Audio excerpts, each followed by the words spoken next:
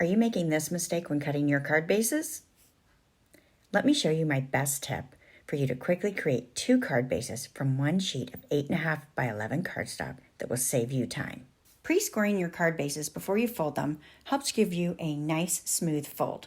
But are you scoring before you cut your cardstock? When I am making multiple cards, I like to save time anywhere I can in my process. The trick is to score your cardstock and then cut it in half, saving you the extra step of scoring each individual card base after they are cut. Let me show you how.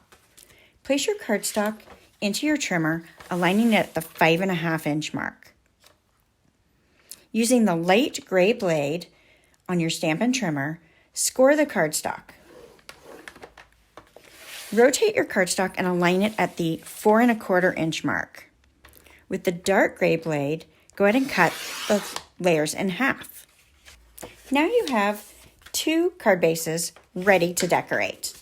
Double tap this post if you enjoyed this tip.